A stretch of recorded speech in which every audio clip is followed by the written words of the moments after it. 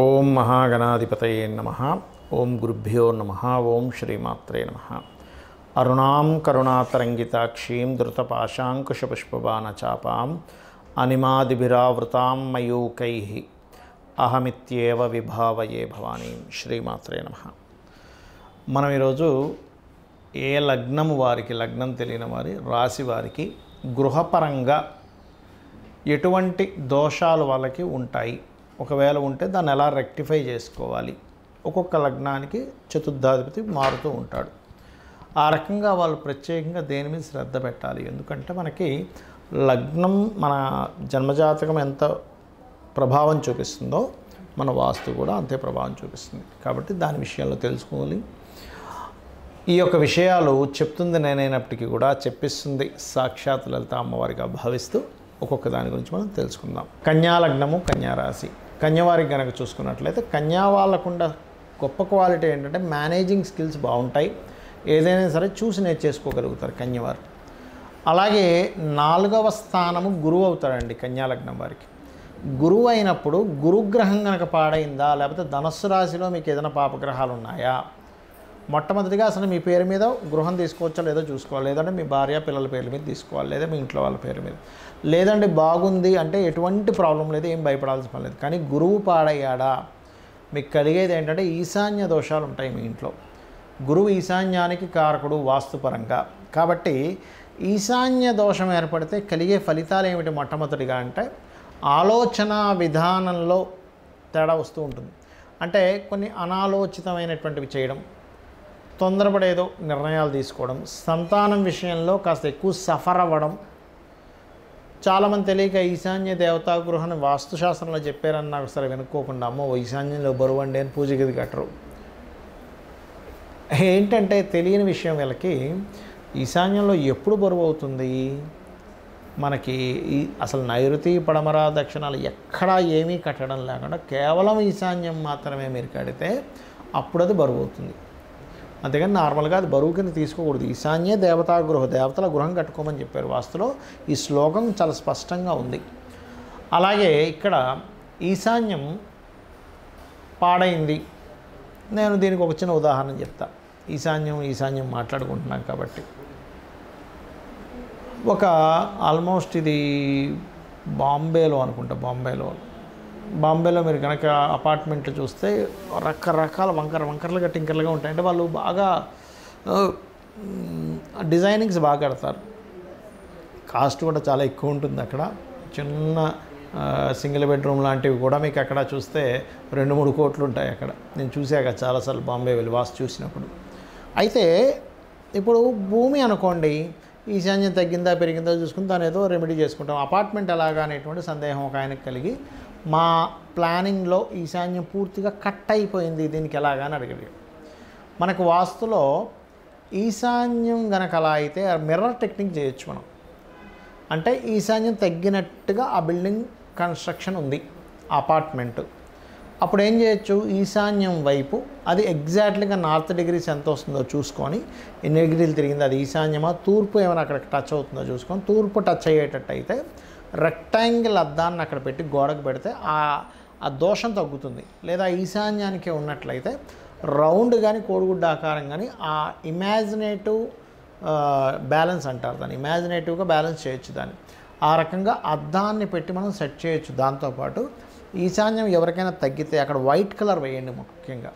అప్పుడేమవుతుంది, space element పెరుగుతుంది. అంతేగాని అయ్యో ఈశాన్యం ఇలా ఉంది అని బాధపడుతూ జీవితాన్ని గడపాల్సిన అవసరం లేదు. ఎందుకంటే ఆయనకి ఏమైంది, అలా ఉన్నప్పటి నుంచి ఆ ఇంటికి వెళ్ళినప్పటి నుంచి బాంబేలో, ఇంతకుముందు ఆయన వేరే దగ్గర ఉండేవారు, అక్కడ బాగానే ఉంది. బాంబేలో ఇల్లు మారినప్పటి నుంచి ఆయనకి జరిగింది ఏమిటంటే సంతానంతో సఖ్యతలు లేకపోవడం, సంతానం ఎప్పుడూ దూరంగా ఉండడం. ఎందుకంటే ఈశాన్యం అనేటువంటిది గురుకేతువులు. ఈయన గతంలో ఎంతో ఆధ్యాత్మికంగా ఉన్న ఇతను దేవుడు లేడు, ఏం దేవుడు పూజలు చేస్తాంలే అనేటువంటి ఒక నెగటివ్ థాట్లోకి వెళ్ళిపోవడం జరిగింది. బికాజ్ ఆఫ్ ఈశాన్యము దేవతా గృహము, దేవతా ఎనర్జీస్ ఉండేవి.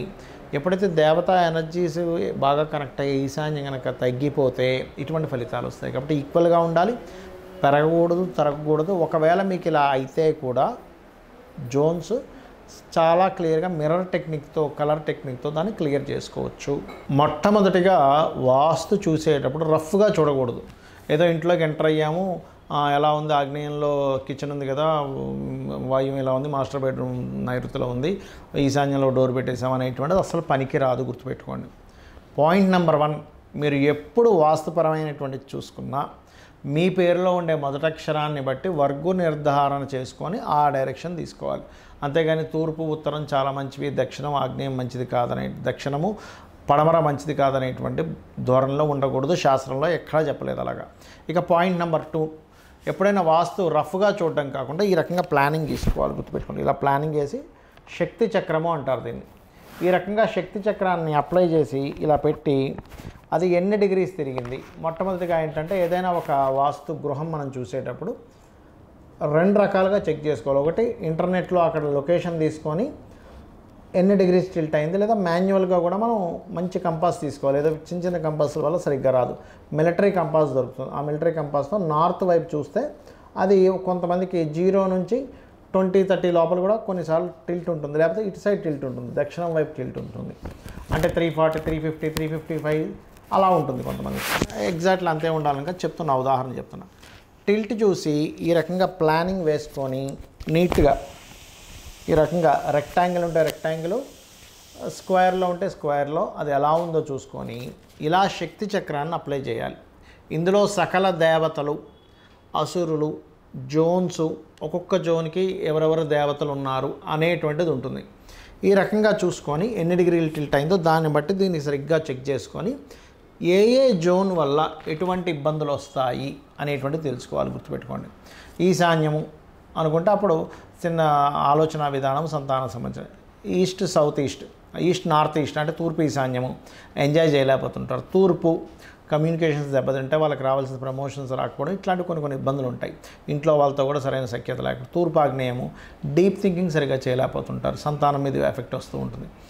ఆగ్నేయము లేడీస్కి ఎక్కువ హెల్త్ ఇష్యూస్ రావడం, అంటే తగ్గిందా పెరిగిందా, ఏ జోన్ ఎంత ఉంది, అక్కడ ఏ దేవతా స్వరూపం పాడైందనేది చూడాలి. పదం బట్టి కూడా ఇప్పుడు ఏదైనా ఇల్లు కట్టుకుంటున్నాము, ఏదో ఈశాన్యంలో ద్వారం పెట్టమని ఎక్కడే చెప్పలే, అక్కడ ద్వితిపదం వస్తే పెట్టమన్నారు. ద్వితిపదం రాకపోతే అక్కడ పెట్టకూడదు. అలాగే ఎప్పుడు కూడా ఇంద్రాజయ తూర్పు అయితే, దక్షిణం అయితే 3-4 పదాల్లో ఎవరు పడ్డారు, పడమర అయితే 3-4 పదాలు, ఉత్తరం అయితే 3-4 పదాలు, ఎక్కడొచ్చింది డిగ్రీస్ పర్ఫెక్ట్గా చూసి టిల్ట్ చేసుకొని ఆ పదాలు అక్కడ ఆ పదపరంగా పద విభజన చేసి మీరు అక్కడ ద్వారం పెట్టాలి. అలాగే ఇంట్లో కట్టుకునేటువంటి మనకి బాత్రూమ్స్ ఎక్కడెక్కడ ఉన్నాయి, పర్ఫెక్ట్గా ఉందా లేదా. ఎందుకంటే కొన్ని నేను చూసినప్పుడు జస్ట్ ఆ టాయిలెట్స్ కట్టినటువంటి ప్లేస్మెంట్ తప్పు వల్ల ఇబ్బంది వచ్చింది. అలాగే ఇప్పుడు దక్షిణాగ్నేయం అనుకోండి, దక్షిణాగ్నేయంలో కనుక మీరు ఏదైనా బాత్రూమ్స్ కట్టుకున్నారు, శక్తి నశిస్తుంది, అక్కడ నెయ్యి పెట్టమని చెప్పారు. శక్తిని ఇచ్చేటువంటి ప్రదేశం దక్షిణం, ప్రొఫెషన్ గ్రోత్ ఇచ్చేటువంటి ప్రదేశం. దక్షిణే సైందత అంటారు. అంటే ఏమిటి, దక్షిణ వైపు తలబెట్టి పడుకోమన్నారు.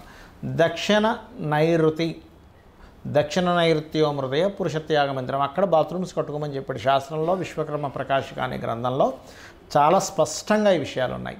ఇక నైరుతి, నైరుతి అంటే ఏంటి, నైరుత్యత శస్త్రగారు అన్నారు. అంటే ఏమిటి, మీ యొక్క పనిముట్లు, మీరు ఏదైతే మీ ప్రొఫెషన్ ఏదైతే ఉందో దానికి సంబంధించిన అక్కడ పెట్టుకోమన్నారు. పడమర నైరుతి, పడమర నైరుత్యో హృదయే విద్యాభ్యాస మందిరం, మీ పుస్తకాలు అక్కడ పెట్టుకోవాలి, మీ పిల్లల పుస్తకాలు, మీ పుస్తకాలు కానీ ఏమైనా. అలాగే పడమర గెయిన్స్ అండ్ ప్రాఫిట్స్ తగ్గుతాయి అక్కడ ఏదైనా దోషం ఉంటాయి. పడమర వాయువ్యం మీ ఎక్కువసేపు అక్కడ ఉండకూడదు, ఎక్కువ డిప్రెస్ అయిపోతాడు. వాయువ్యం భాండార సంస్థితం, చాలామంది తెలియక వాయువ్యంలో పెంట అని బాత్రూములు కట్టుకుంటున్నారు, ఎక్కడా శాస్త్రంలో లేదు, గుర్తుపెట్టుకోండి. అలాగే పడమర వాయువ్యంలో మనకి గోశాలలు పెట్టుకోమన్నారు. మనకి ఇంట్లో ఉండేటువంటి ఇవి ఉంటాయి, కుక్కలు, గోవులు, గుర్రాలు ఇలాంటివి పెట్టుకునేటువంటి ప్రదేశం. పడమర వాయువ్యో హృదయే లేదా పడమర వాయువ్యో భాండార సంస్థితం, అంటే భాండాగారం, ధాన్యపు భాండాగారాలు పెట్టుకునేవారు. ఉత్తర వాయువ్యం అంటే ఏమిటి, అక్కడ పాడైతే ఇద్దరి మధ్యని ఉండేటువంటి అట్రాక్షన్ దెబ్బతింటుంది భార్యాభర్తలది. ఉత్తరైనది సంస్థితం, తెలియక ఉత్తరం వైపు బాత్రూములు కడుతున్నారు ఇవాళ రేపు కన్స్ట్రక్షన్స్లో. నిధులు ఉంటాయి అక్కడ, ఈ కుబేర స్థానం అది, అక్కడ పోయి మలమూత్ర విసర్జనలు ఎలా చేస్తారు. ఉత్తర ఈశాన్యం హృదయ ఔషధాత్ కార్యతు, మెడిసిన్స్ పెట్టుకునే ప్లేస్.